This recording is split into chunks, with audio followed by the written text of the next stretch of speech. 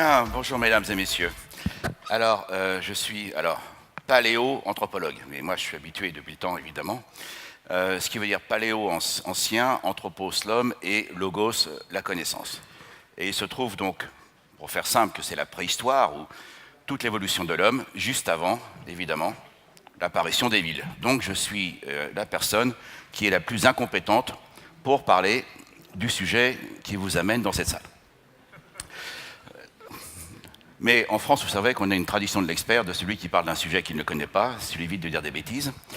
Mais en gros, il se trouve depuis quelque temps que les problématiques de l'évolution, depuis la fin des années 1990, ont été de plus en plus mobilisées, en tout cas ont fait évoluer, c'est le vrai terme, des problématiques qui sont liées à l'économie, à la médecine, et depuis quelque temps, des amis urbanistes m'ont demandé de réfléchir en tant que paléo-anthropologue à ces questions donc de la ville de demain. Alors, je vais vous emmener dans un parcours qui est très long pour voir comment nous en sommes arrivés à cette situation qui a subi une accélération absolument extraordinaire au cours du XXe siècle. En fait, nous autres, les hommes, Homo sapiens, nous appartenons à un groupe d'espèces qu'on appelle les hominoïdes, donc ceux qui ressemblent à l'homme. Et là, on aura bien sûr les hommes, les chimpanzés, les gorilles, les orang-outans et les chimpanzés. En fait, ces hominoïdes ont pour habitude, chaque soir, de construire un nid là-haut, dans la canopée, de telle sorte qu'il soit confortablement installé et protégé. Ces nids sont souvent refaits tous les jours car les chimpanzés, qu'on connaît le mieux, se déplacent et en général, le soir, ils s'arrêtent là où ils ont pris leur dernier repas. Il est assez rare qu'ils restent 2 nuits de suite. Alors, lorsqu'on a commencé à aller voir ce qui se passe pour les origines de la lignée humaine, il y a toujours cette idée que l'homme et les grands singes, il y a une très grande différence et que fondamentalement, les grands singes, c'est le monde des forêts. Donc là, ils trouvent déjà leur HLM, si je puis dire. Et de l'autre côté, il y aurait le monde des savanes, avec cette reconstitution que vous avez à droite des australopithèques. En fait, nous savons aujourd'hui que ces australopithèques vivaient comme les chimpanzés, alors en limite des marches des forêts des savanes, bien sûr, mais chaque soir, les australopithèques devaient refaire leur nid. Donc c'est très bien, c'est confortable, on est protégé des prédateurs. Et puis, il y a 2 millions d'années, va se mettre en place un événement tout à fait unique dans l'histoire de la vie, et notamment parmi les grands singes. Un groupe qu'on appelle les hommes, le genre Homo, va s'affranchir du monde des arbres et va aller explorer des milieux de plus en plus ouverts. Alors là, oubliez tout de suite les clichés que vous avez certainement entendus ou qu'on vous a enseignés, l'idée que l'homme arrive fragile dans la savane et qu'il est soumis aux sévices de tous les prédateurs qui passent par là. En gros, vous avez dû voir tous le chapitre d'introduction du film 2001, l'Odyssée de l'espace. C'est pas d'hier, je vous l'accorde. Mais ce chapitre est extraordinaire parce qu'il montre en fait la difficulté des grands singes, qui sont des hommes bientôt, confrontés aux prédateurs. En fait, on le sait depuis l'année dernière, enfin c'est confirmé en tout cas l'année dernière, que dès que les hommes, alors qu'ils ne sont pas très grands à l'époque, ils font pas plus d'1m10, 1m20, et dès que les hommes sortent du monde des forêts, les hommes, en fait, vont éliminer les grands prédateurs qui ont la mauvaise idée de croiser leur chemin. En gros, il faut savoir, un homme tout seul, il se fait croquer, 2 hommes, les ennuis, c'est pour les autres. Alors, les plus anciennes traces d'habitat, parce qu'effectivement, s'ils sont loin des arbres, comment s'installer ? Et là, nous avons un comportement, alors on va laisser tomber les castors évidemment, mais en tout cas, dans la lignée des singes et des hominoïdes, vous avez donc ici, comme en bas à droite, la première trace, discutable certes, mais en tout cas, la première trace de la construction d'un abri dont on retrouve d'ailleurs les limites avec les pierres, parce qu'en fait, il y avait des branches qui servaient de structure, et un cercle de pierre autour. Le sol était aménagé d'ailleurs avec du sable très fin, et très certainement, ils avaient des barrières en acacia, en tout cas des moyens de se protéger. En fait, on a très peu de traces d'habitat, parce que ceux-ci se trouvent souvent au bord de l'eau ou dans des régions assez plates, Et vous connaissez le cliché de l'homme préhistorique qui viendra beaucoup plus tard. Donc dans les grottes, on les retrouve parce que les grottes sont toujours là, mais tout ce qui a été mis en plein air, tout ce qui a été construit et installé en plein air a disparu au gré des crues, des mouvements, de terrestres, des passages de troupeaux, enfin tout ce que vous pouvez imaginer. Ce n'est qu'assez tard, en fait, qu'on a une documentation un peu plus précise, comme en bas à gauche, près de Nice, la grotte du Lazaret. Donc, vous voyez, ils aménageaient les grottes, ils ne vivaient pas dedans, mais à l'entrée. Et vous avez aussi en haut à gauche, Terra Amata. Donc, au fil du temps, on a de plus en plus de vestiges et on voit que les hommes construisent des habitats de plus en plus élaborés. On en a assez peu, soyons clairs. Alors, évidemment, plus on se rapproche de notre période et plus nous avons de données archéologiques, plus nous avons de précision. Et là, nous avons à droite, c'est la même, en haut à gauche et en haut à droite, ça s'appelle Mézerich, c'est en Ukraine, où là, on a la première construction architecturale, d'une certaine manière. Où là, les hommes de Cro-Magnon, vous et moi, ou en bas à gauche, à Moldova, les hommes de Néandertal, construisent des abris beaucoup plus importants. Et comme il n'y a pas de bois dans ces plaines de Russie, eh bien, on utilise les ossements de mammouth. Le crâne que vous voyez sur la photo en haut à droite est en fait un tambour, c'était recouvert d'ocre, donc il y avait déjà des structures très élaborées, très construites. Et on voit petit à petit, alors ça c'est vers 30 000 ans, 40 000 ans, on voit petit à petit des assemblages maintenant d'habitats avec des structures composites comme en bas à gauche, c'est une reconstitution récente, et notamment en France, les sites d'Étiole ou d'Arcy-sur-Cure sont très célèbres, où ils montrent des habitats qui évoquent d'ailleurs un petit peu ceux qu'on a connus dans les plaines d'Amérique du Nord avec les Amérindiens récents. Donc, on voit aussi une organisation de l'habitat, avec des zones de spécialisation, des zones de découpage, des zones de fabrique, des zones où on dort, ça se repère très très bien. Par exemple, au Lazaret, qui est plus ancien, qu'on a vu passer tout à l'heure, Henri de Lumley avait remarqué qu'il y avait des griffes d'ours disposées comme ça aux quatre coins d'un rectangle. Effectivement, c'était une peau qui avait été aménagée, qui servait donc certainement de couette d'une certaine manière, mais évidemment la peau ne se conserve pas, mais on a les griffes. Donc on voit bien qu'il y a une élaboration de l'habitat, et ce qui est intéressant, c'est qu'effectivement cet habitat est toujours en connexion avec les territoires. Mais petit à petit va s'installer un autre problème.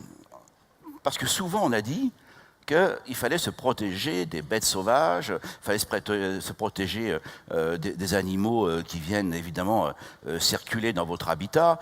Pour ceux et celles qui sont allés aux États-Unis, on ne laisse jamais, par exemple, les reliefs d'un repas, même dans un sac poubelle dans la tente, parce que les ours viennent vous rendre visite. Hein. Ce qui, quand même, quand vous faites du camping, n'est pas très agréable au milieu de votre sommeil. Mais un autre problème va se présenter très vite, c'est en fait que l'homme va se protéger des autres hommes. Et on constate que ce soit en France pour les Bastides, que ce soit les Toulous dans le sud de la Chine, que ce soit ici un village Yanomami, on va voir apparaître des structures de plus en plus complexes, de grands villages, mais qui sont vraiment fermés sur le monde extérieur. Bon, ça, on ne va pas vous embêter avec les textes, c'est toujours embêtant. Et ces villages, donc, sont liés au fait qu'il y a maintenant un enjeu à vouloir investir ces villages de la part des autres hommes, et c'est donc évidemment les stocks, les nourritures, et les premières villes, les premières structures les plus élaborées vont apparaître là où apparaissent les premières agricultures. Alors, l'agriculture est apparue, non pas simultanément, mais à peu près à la même période, entre 10 000 ans et 5 000 ans, indépendamment dans différentes parties du monde. Par contre, là où on va voir émerger des villes, c'est toujours là aussi où on a domestiqué des animaux. Quel rapport? Je n'en sais rien, mais c'est un constat qu'on n'avait pas fait jusqu'à présent. Et ceci va commencer surtout au Proche-Orient, et les plus anciennes villes sont nommées ici, et nous sommes dans le croissant fertile, là, en ce moment où l'actualité nous donne des informations dramatiques, comme vous le savez, et c'est là les plus anciennes traces d'agriculture. Et c'est là que vont apparaître les premières villes. Ces villes vont d'abord être comme celles qu'on a vues tout à l'heure, comme ces gros villages fortifiés, protégés du monde extérieur. Vous avez là Jéricho à droite, il y a Tchatalouilluc, on va aller vite, ça ne sert à rien de faire un catalogue. Et en fait, ce sont des villes qui n'ont pas vraiment de rue, il n'y a pas de place, on circule sur les toits, on rentre par des trappes, et c'est beaucoup plus facile à défendre. Et ça, c'est le principe qu'on trouvera d'ailleurs un peu partout dans le monde, avec les pueblos, etc. Mais déjà, très vite, vont apparaître des structures plus importantes, et les vraies villes, en fait, vont apparaître avec les empires. Donc c'est l'âge des métaux. Et ce qui est intéressant, c'est que ces villes, contrairement à ce qu'on vient de voir, qui étaient en fait très fermées sur le monde extérieur, dans lesquelles on circulait pas comme nous circulons nous, avec des notions de rue et de place, eh bien ce sont des villes qui vont être, elles, ouvertes sur le monde extérieur. Et très vite apparaissent déjà des villes qui vont rappeler nos villes des utopies du XVIIIe siècle, avec, comme la ville de Marie en haut à gauche, qui est une des premières villes administratives sous la dépendance, la suzeraineté de Our. Donc voilà le paradoxe, c'est-à-dire qu'au départ, quand arrive l'agriculture, arrivent des villages fortifiés, protégés, etc. Et ce n'est que quand on a des empires que vont apparaître les villes ouvertes sur le monde extérieur, c'est-à-dire cette fois, on a des villes conquérantes. Donc dans un cas, on se protège du monde extérieur, dans l'autre cas, il y a évidemment l'apparition de ces sociétés structurées dont nous dépendons encore aujourd'hui dans nos représentations avec les paysans, les artisans, les guerriers, les prêtres. Donc on a des changements sociétaux importants et ces villes évidemment sont ouvertes. Alors quand aujourd'hui on parle de villes-mondes, moi je suis un peu surpris parce que dès le départ, des villes comme Our, Uruk, etc. étaient des villes-mondes. Ces villes ont toujours été connectées au reste du monde qui les entourait. Jéricho, et c'est intéressant d'ailleurs, la plus ancienne ville que l'on connaisse, et qui a été en fait habitée de manière continue pendant 10 000 ans. C'est la seule ville qui a été continuellement habitée depuis 10 000 ans, donc c'est tout à fait exceptionnel. Voici maintenant les âges des métaux, donc voilà, ça commence à se structurer. Et nous allons maintenant arriver à cette idée de la ville qui nous pose, me semble-t-il, d'un point de vue anthropologique, des petits problèmes aujourd'hui. Jusqu'au Moyen-Âge, jusqu'à la Renaissance, les villes sont soumises évidemment à ces contraintes qui sont liées aux rivalités des États, des principautés, etc. Et puis arrive le monde des Lumières et l'idée qu'effectivement, on peut construire des villes qui vont apporter le bonheur, qui vont nous émanciper de la nature, etc. Et c'est les villes qui sont liées aux utopies, donc une image de Florence, vous avez Arc et Sonnant, vous avez les architectures de Ledoux, et des villes qui sont conçues de manière géométrique, mais il y a une caractéristique qu'on va retrouver quasiment jusqu'à Le Corbusier, des villes donc d'architectes, pour faire simple, des villes dans lesquelles vous n'avez ni animaux, ni végétation. En fait, il y aura un très grand courant de l'urbanisme, si on peut l'appeler ainsi à cette époque-là, qui fait qu'on conçoit la ville comme isolée de la campagne ou du monde extérieur par-delà les murs, et dans l'enceinte des murs, il n'y a en fait aucune évocation de la nature, que ce soit des végétaux ou des animaux. Donc il y a une isolation totale vis-à-vis du monde extérieur. Et voici aujourd'hui les conséquences de cette tradition que l'on voit encore. Alors la cité radieuse, bon, en haut à gauche, c'est pas la cité radieuse, mais c'est Le Corbusier.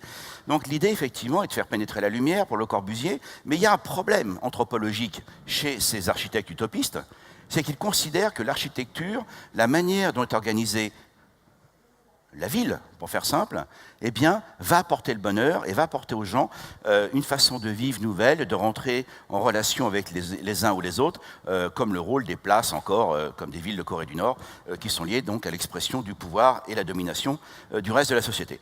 Alors ceci va poser un problème parce qu'effectivement, on retrouve des habitats.